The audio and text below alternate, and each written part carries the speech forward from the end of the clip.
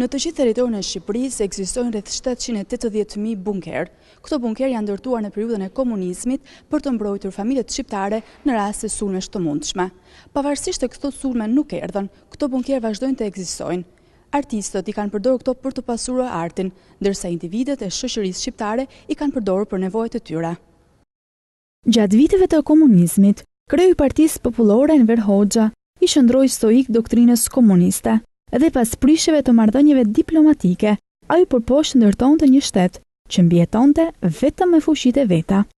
Por ne u themi fashistave grekë, nuk e shikoni, ju prish giza Republikës Popullore Shqipërisë. Hoxha besonte në rrezikun e pushtimit të huaj dhe në nevojën e krijimit të bunkierave, por këto bunkier në kopashjeje janë diktuar nga artistët dhe në fakt ata kanë gjetur një dritare të re për t'i parë këta bunkier. Concrete Mushrooms ose kërpudha betoni është një nismë e marrë nga 2 studentë arkitekturës në Milano, të cilët janë me origjinë shqiptare.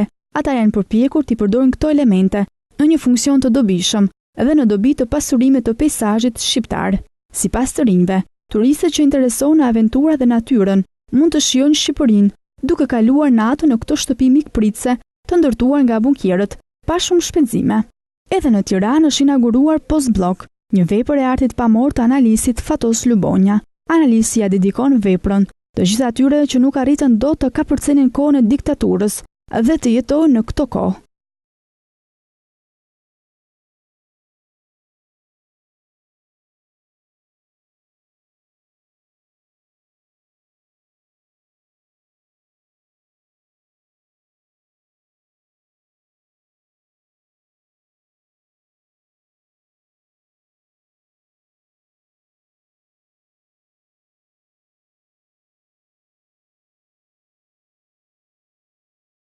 Me sa duket, ky fenomen ka ngacmuar edhe fotografin londinez Robert Hackman. Ai ka hapur këto ditë në Muzeun Kombëtar në Shqipëri ekspozitën me fotografi për bunkerizimin në Shqipëri. Ekspozita Bunker Albania ka sjellë në Muzeun Kombëtar turistë dashamirës së artit për të parë këtë rimarrje të bunkierave. My name is Hinrich Sülke. Hinrich is my first name.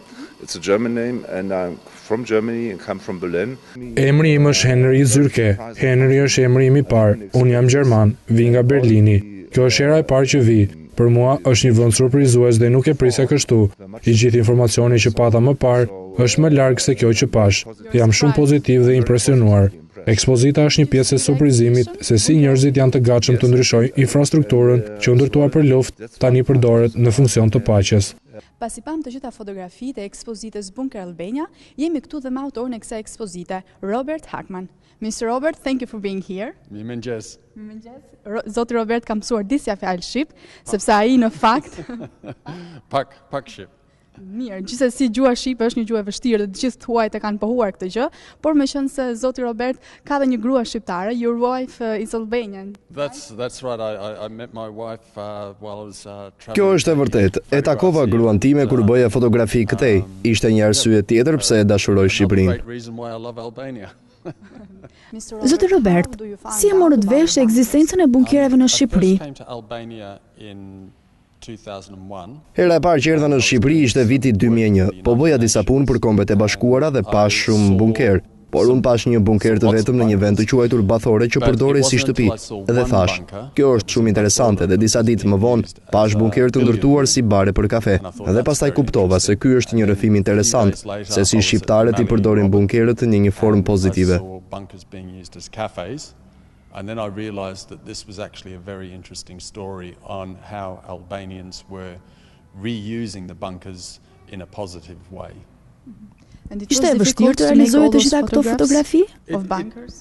It took some time, yes. I didn't start the project until about Donte shumë kohë. Unë nisa projektin në vitin 2007-2008 rreth këtyre viteve. E nisa por deshi disa vite për t'i realizuar, sepse si ne fotografët, zakonisht kemi disa projekte për të mbaruar për një herësh dhe është mirë të mbarosh një gjë përpara sesa të fillosh tjetrën.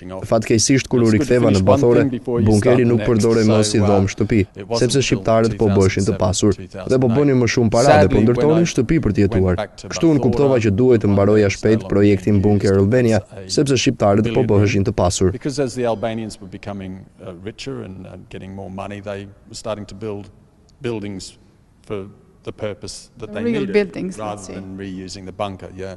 So then I realised that I had to move very quickly with doing this bunker project, because the use of the bunker was going to decrease as Albania became richer.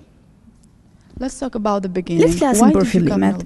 Cilat ishin arsyet që erdhët në Shqipëri? I first came in 2001 to take photographs for the United Nations High Commission of Refugees. Në fillim erdha në vitin 2001 për të bërë fotografi për Kombet e Bashkuara, për Komitetin e Refugjatëve, për refugjatët e fundit të Kosovës. Shumica e fotografëve marrin fotografi për fillimin e luftës, për krizat e fillimit, dhe jo për fundin e saj. Komiteti i Kombeve të Bashkuara donte të dokumentuar fundin e luftës në Kosovë, dhe mu duk interesante si projekt për interesat e refugjatëve dhe kështu vendosa të vinë në Ballkan. Albania wanted the end of the crisis documented, and I thought that was a very interesting project. And as a consequence, then I went on to photograph other refugee issues in the Balkans as well. Which were the most important things that impressed Cilat you kanë qenë when gjërat më you të came first in rëndësishme që ju Albania? bën përshtypje? Have those things changed? A kanë ndryshuar këto gjëra sepse në fakt ju keni vite që vini shumë shpesh në Shqipëri? Coming and going to Albania. From the first time, the first time was extremely, as a photographer, visually rich. So many things to photograph. Kam disa vite që vi shpesh. Herën e parë kisha përshtypjen se ky vend ishte ekstremisht i pasur për të fotografuar. Kaq shumë gjëra për të fotografuar, për të parë, por me kalimin e kohës shqiptarët u bën më të pasur dhe më të qëndrueshëm. Edhe gjërat që ti i ke parë në fillim dhe i ke cilësuar si interesante, fillojnë të normalizohen. Unë për shembull do të në Shkodër dhe parë statujën 3 herojnë të Vigut, edhe kishte copa arti të vërtet të bashkuara, që është diçka e mrekullueshme, por kur ika dhe udhëtova përsëri në Shkodër. Drove into Shkodër and there was this massive piece of social realist art that was fantastic to see in the middle. Duket si një vend, si një sheshe europian normal, pra gjërat të ndryshojnë nëse jeton në qytet. Ti dëshiron që gjërat të ndryshojnë, ashtu sikur ndodhi me pjesën përpara muzeumit që kishte më përpara një shesh me makina që luajnë fëmijët dhe tani është një bulevard i bukur për të ecur. Për mua si fotograf është e këndshme të bësh fotografi fëmijëve që luajnë me makina, por për shqiptarët është e këndshme të bëjnë shëtitje në një bulevard të bukur. And now it's a nice boulevard to walk in. As a photographer, it's nicer to take a photograph of a children's play area in front of the museum, but as an Albanian, it's nicer to walk in a nice park. So my interests sometimes conflict. I think you have Unë mendoj se ju si fotograf keni akoma gjëra të reja për të zbuluar, edhe pse disa gjëra janë zhdukur, ka të tjera. Discover new things, yeah. I mean, Albania has such a rich history, such beautiful landscape, and lovely people that you are always discovering, because it's such, the history is so deep. Shqipëria ka një histori të pasur, peisazh të bukur dhe njerëz të dashur. Dhe historia e saj është e thellë dhe ti ke gjithmonë diçka për të zbuluar. This took about say 6 years. 5-6 years. 6 years. Why so much? Kjo mori gati 6 vite. As a photographer, you work for a while on a project, then you stop. Si fotografët që punojnë për një farë kohë shumë për një projekt, pushojnë pak dhe fillojnë përsëri dhe ti i tregon fotografitë e njerëzve të tjerë për të mbledhur ide të reja, mendime të reja. Dhe pastaj un kam 2 fëmijë, gjë që ngadalson procesin. Gjëra si këto duan kohë. Disa projekte duan kohë, disa të tjera më ngadalë. Un jam një fotograf dhe punoj për një kohë të gjatë. Some projects are very slow. I'm much more of a photographer that works on long-term projects. Yeah. Ishte e vështirë të gjej këto bunkerë sepse mund të gjesh 1, 5, 10, por ka shumë. Sa foto keni bërë? Of bunkers, I've never counted them all, but there's a lot. Probably of Të bunkerëve nuk i kam numëruar. Për disa bunkerë mund të bëj 10 fotografi, por të ekspozoj vetëm një. Kështu të grumbulluara janë në përgjithësi 300, por të edituara në fund janë në adresën e website-it bunkeralban.com që janë 120. is probably on the website bunkeralbania.com. There's probably about 120, I guess. 120. And why you choose Po përse zgjodhet këto fotografi për ekspozitën? Editing is a difficult. Editimi është ti e di. Është e vështirë procesi i editimit. Ti je gazetare dhe vetëm në biç të lesh. You want all, in fact. You want it all. But if you leave it all, the story becomes Por ti lesh të gjitha bëhet një gjë e komplikuar për syrin e publikut. Ti do të jesh i përqendruar. Ti dëshiron të jesh konciz dhe lehtësisht i kuptueshëm për imazhet dhe nuk mund t'i tregosh të gjitha bunkerët. bunkerët. Editimi i plotë është i publikuar në faqen e website-it, e cila padyshim tregon historinë e plotë të bunkerëve. Concise and easily understood with the images. So they were narrowed down to this amount to show the bunker project. But the full edit is on the website, which shows a much bigger story. Ditë në një histori interesante të këtyre njerëzve që e përdorin bunkerin për të jetuar? Yes, there's a few. There's one here of Po, ka disa në fakt. Kjo këtu për shembull, e ndërtoi restorantin mbi një bunker dhe të ndërtuara në një periudhë komunizmi. Ai e ndërtoi restorantin brenda një bunkeri, domethënë brenda restorantit është një bunker. Defeating the bunker, he built his restaurant over the top of the bunker. So the bunker's inside his restaurant. Have you came back to see all Je kthyer për të parë këto bunkere dhe familjet? A ekzistojnë prap? Some of them do, yes. Sadly, some of them have been destroyed for the metal. Disa prej tyre po, është e trishtuar, por disa prej tyre ekzistojnë akoma. Disa të tjerë janë shkatruar, por nëse jam duke kaluar afër, i shikoj ose ndonjë dhe e fotografoj. Yeah, make the changes or Po, për të parë ndryshimet, por ndonjëherë. Yeah, or compare, or I might get a better image.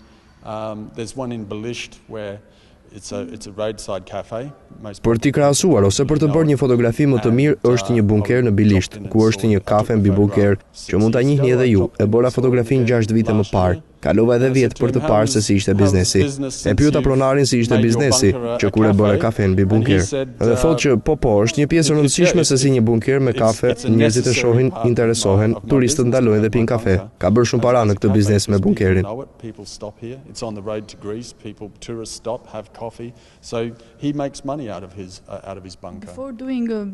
Përpara se të bësh ekspozitën Bunker Albania, keni kërkuar shumë për historinë e bunkerave? It's very hard to find anything really written on the bunker. I mean, you can go online and look on the web. Është e vështirë të gjesh diçka të shkruar për bunkerët. Ti mund të shikosh online, në web, por nuk është një kërkim shkencor. Ka shumë hamendësime, histori jo të vërteta, kështu që të gjesh diçka të vërtetë për bunkerët është diçka shumë e vështirë. Për këtë projekt u kam pasur mundësi fantastike për të intervistuar Alfred Mojsiun, i cili ishte ngarkuar në vitin 1993 për të ndjekur projektet për bunkerët, dhe kjo ishte shumë e rëndësishme. Ne kemi qenë edhe këtu në Tiranë dhe kemi kërkuar, por nuk kemi gjetur absolutisht diçka të shkruar. Por në fakt, pavarësisht se ka shumë bunker, ka pak gjëra të shkruara. And that was very insightful, as what he had to say. But we've been through the civil archive here in Tirana, and the economic archive, and there's absolutely nothing written in those areas. And it's very hard. That's the thing. That they're so predominant. There's so many of them, but so little actually written about them. Pas Bunker Albania, cili është projekti juaj i radhës? I'm working on I think Albania is inspiring you. Yeah, well, there's so many. I think the rest of my professional life is going to be based on Albania. I'm working on a project at the moment on lapidars and monuments. And with those there will be people in the image. Po ka shumë gjëra. Mendoj se pjesën tjetër profesionale të jetës time do ta shpenzoj në Shqipëri. Po punoj me lapidarët dhe monumentet. Me këto do të kem njerëz dhe imazhe, sepse nuk doja më projektin e tanishëm. Ndërsa në lapidare është ndër veprimi i njerëzve me lapidarët dhe monumentet dhe peizazhet fantastike. Dua që projekti të dalë fantastik. Gjithashtu po bëj një projekt tjetër, 100 portretet e profesioneve, portretet me zjarr fikës, polic, mësues, pastruesit e rrugës, politikan, aktore, këngëtar, dhe del më mirë si projekt. Po punoj një koleksion të zakonshëm të Shqipërisë me njerëzit. Vendin Shqipërinë se si shqiptarët argëtohen, relaksohen, punojnë. Por kjo do të dojë rreth 5 ose 10 vjet. Kudo që shkoj bëj një fotografi. People, street cleaners, or politicians, actors. So that's coming along well, slow project. And then I'm also working on just a general collection of Albania, of people, places, how Albanians relax, work, and that's probably one I will finish when I'm maybe 50 or something, or maybe another 10 years' time. whenever I go, I take some pictures of that as well. And that's looking very strong. Si planifikon projektin tuaj? Shikon diçka frymëzuese dhe vendos të nisësh një projekt? Apo mendon një projekt dhe fillon ta realizosh? I hear about something or I see something, and then I make the project. There's a few other projects that I want to start as well that I've made little starts on. I won't say what they are yet, but they're more specific about. Dëgjoj për diçka ose shikoj diçka dhe pastaj vendos për projektin. Ka disa projekte të tjera të cilat dua t'i filloj.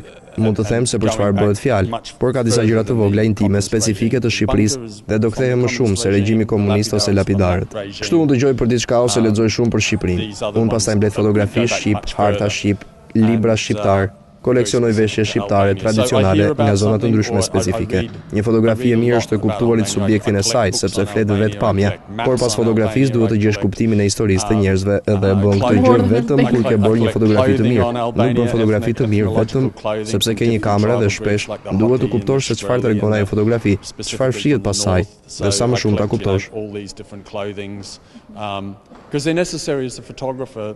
Photography, you see, the viewer just sees the photograph, but behind the photograph, good photography is about understanding the subject, understanding the people, the place, the history, and only through that will you get. Më thellë ti mendon se çdo fotografi të mirë që sheh, ndije se çdo fotografi të mirë që shikon, ndija ajo akoma ka marrë shumë kohë më përpara se sa shprehja. Picasso bëri fotografi të thjeshta me një laps të zi në fund të vdekjes së tij dhe dikush e pyeti, pse fiton kaq shumë para me diçka kaq. And the better the photograph. So any great photograph, when you see it, when someone looks at it from now on, I hope they see it and they think, that took a lot longer. Kaq të thjeshtë dhe ai tha se më desh një jetë për t'i bërë dhe për t'i vizatuar. Dhe kështu është edhe fotografia. Duken sikur bëhen shumë shpejt, por merr shumë kohë përpara shkrepjes. Very quickly like this. And someone said to him once, "How can you charge so much money for doing something that took so quick?" Simple. Yeah, it's that simple. And he said, "It took me a lifetime to draw like that." And that's very much what photography is like as well. It's very quick, it only takes a 30th of a second, but really it takes a lot of time before to take that image, yes. Mr. Robert. Zoti Robert, faleminderit shumë që ishit me ne. I must thank you, and I must also thank Ju falenderoj dhe unë ju dhe Ministren e Kulturës që ma solli këtë ekspozitë në Shqipëri dhe Muzeun Kombëtar që ofroi këtë hapësirë të ekspozoj fotografitë. The National History Museum for allowing this great space to be used for this exhibition. Thank you. Thank you. Thank you. This is a agricultural barn that's being reused for cows and sheep, and it was a lovely find because half of the exhibition is a photograph of the outside, Yashta, and then Brenda. So this is the Yashta, and then the one behind you here, then that's the inside. So here's the photograph of the cow inside the bunker being used as an agricultural building, which is probably the most common use of the bunker. So I've only got 2 photographs that I've used for agricultural, because you could make the whole exhibition about agricultural buildings. What? An office? This is office area and relaxation area for building, when they were building the highway, the new highway to Kosovo. This was a place where they were processing the rocks for the making of the road, and this was their office, and also where they would relax at lunchtime and have their lunch. So that's the outside of it, and you can see here. This man Tani doesn't have his own home.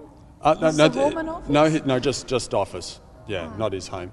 And then, as you can see the road being built here. There's the road. There's a bridge being built there. So you can see the road being built in the background. Yes. Smart idea. That's the inside of it. So inside this one, yeah, which is quite interesting. This one's got bits of writing left here from the regime. No, that's all the inside of the bunker. Yeah, that's the concrete. Because it's made up of segments, like an orange, like a mandarina. So it's like, and they put the segments together. This one I photographed a few times. It's a house built over the top of the bunker, and they use the bunker as a storage area next to a bedroom, So it's an extra room in the house. And I've got a photograph when they were building the house, and you can see the bunker underneath, taken back. But I went back and re-photographed it because I wanted an image of it much more enclosed. Because when you're in the bunker, you feel enclosed, but I wanted the bunker to feel enclosed by a modern building, like a modern house capturing and holding the bunker. Yeah. So it doing Captured. what the bunker used to do. Yeah. And then that's the inside of it. That's the inside. Inside which bunker? Inside this bunker? Inside, yeah. So you come downstairs and around the other side, and this is the room on the other side here, and Inside. and inside here, and you can This see. interesting. This is very interesting. This was a project done by Polis University students, architecture Polis University students, with a German university with their architecture students. And they wanted to build a prototype of a bunker that could be used for backpackers. For backpackers, the backpacker tourist, which is a perfect idea because it's cheap, it's already there, you just have to fix the front, make it comfortable inside, and then you can rent it out for, 10 euros a night for backpackers. So they did that to show how a bunker could be used as a backpackers hostel, as a hotel for backpackers, which is great. This is inside. And then that's inside, which they've done a fantastic job. I mean, it's really neatly done, nicely done, nice view. And Doesn't look like bunkers. No, from here. not at all. Like a hotel. Yes, and that's in Thale, which there's a lot of big bunkers there, and hopefully the people there one day will be able to use them for as a museum or historical content. Yeah.